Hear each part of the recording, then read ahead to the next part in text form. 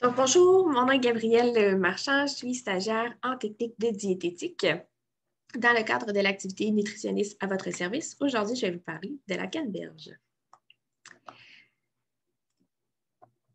Donc, la canneberge, c'est un petit fruit rouge que l'on appelle aussi atoka au Québec. Il fait partie de la famille des baies. Il était consommé en fait par les Amérindiens depuis plusieurs siècles en raison de ses propriétés intéressantes. Ils sont populaires sur nos tables durant les événements festifs comme à Noël et à l'Action de grâce. Par contre, la canneberge peut être apprêtée à tout moment durant l'année et il suffit d'en faire des provisions lorsqu'elle c'est la saison. D'ailleurs, au niveau de la saison, elle se déroule de fin septembre à fin octobre. Et le Québec est la principale province productive de canneberge au Canada et elle se place aussi au premier rang mondial pour sa production de canneberge biologique. Concernant les étapes, en fait, pour la récolte, les canneberges vont pousser dans un champ qui est sur des sols sablonneux. Et il va y avoir 4 étapes pour la récolte. Donc, la première, c'est d'inonder les champs, donc avec une équivalence de 10 cm de hauteur d'eau dans les champs. Par la suite, il y a un tracteur qui va passer dans les champs pour décrocher le fruit de la plante. On va continuer à remonter l'eau dans le champ par la suite. Donc, on parle d'environ 40 à 45 cm de hauteur. Puis, la canneberge va venir flotter à la surface de l'eau, comme on voit sur les photos. Par la suite, le fruit va être pompé dans un camion et on va les amener à l'usine pour en faire divers produits. L'eau va être également récupérée et réutilisée à la suite du processus pour éviter le gaspillage. La canneberge a une valeur nutritive intéressante. Elle contient beaucoup de vitamines et minéraux. En effet, on peut voir que pour une demi-tasse de canneberge crue, donc 125 ml, on retrouve 2,3 g de fibres, ce qui correspond à 7 de l'apport recommandé selon nos besoins quotidiens. On a aussi 43 de l'apport recommandé en fer et 10 de l'apport recommandé en vitamine C. D'ailleurs, au temps de la colonisation, les Européens l'utilisaient pour lutter contre le scorbut, qui est en fait une carence en vitamine C. Donc, étant donné qu'elle est riche en vitamine C, ils utilisaient la canneberge. Elle est aussi une bonne source d'antioxydants. Et ça forme séchée, la canneberge possède des valeurs nutritives qui sont un peu différentes, mais tout aussi intéressantes. Là, on a 3,7 g de fibres pour la même quantité, 125 ml. Les canneberges fraîches se conservent 3 mois dans un contenant hermétique au réfrigérateur.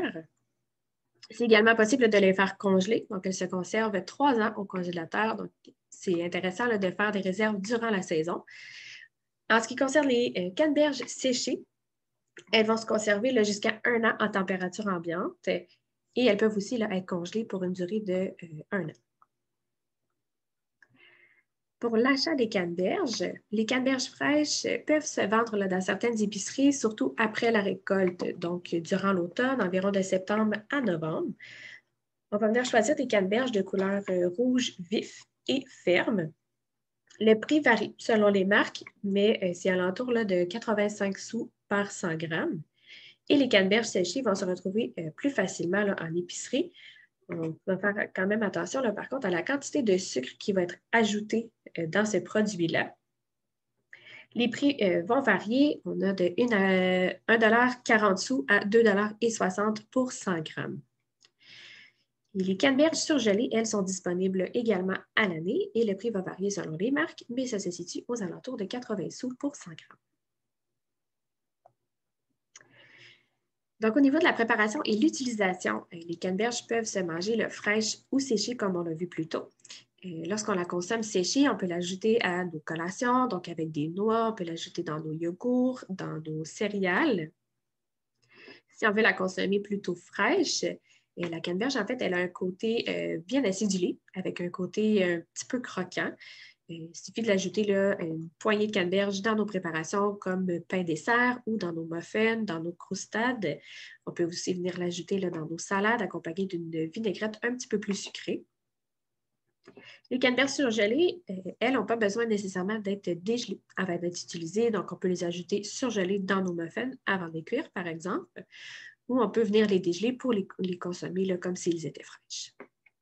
On va retrouver également les canneberges transformées, donc en coulis, en confiture, en purée, en sauce, en sirop, en vinaigrette. Il y a quand même beaucoup là, de produits qui sont disponibles sur le marché. Et la canneberge va bien s'accorder avec l'avocat, la pomme, la volaille, le sirop d'érable et l'orange. Donc, je vous présente ici un smoothie déjeuner qui est aux canneberges, qui peut être accompagné d'un muffin de maison pour venir faire un déjeuner complet. Et on regarde ici les ingrédients. Donc, on va mélanger tout ça, en fait, là, dans notre mélangeur. On a une demi-tasse de canneberge congelée et une demi-tasse de petits fruits congelés. Si c'est la saison, là, on peut les prendre frais sans problème. On a une demi-tasse de lait, un quart de tasse de jus de canneberge et une demi-tasse de yogourt grec. On peut venir le prendre là, à la vanille ou nature, tout dépendant de ce que vous préférez. On a 5 ml de graines de lin, 5 ml de graines de chia et 15 ml de sirop d'érable ou de miel, selon ce que vous préférez, encore une fois. Donc, une fois mélangé, ça va nous donner là, 2 quantités de verre comme ça ici. Qu'on va pouvoir prendre, soit en collation ou au déjeuner. Donc, je vous remercie beaucoup pour votre écoute. J'espère que vous avez apprécié et je vous souhaite une excellente journée.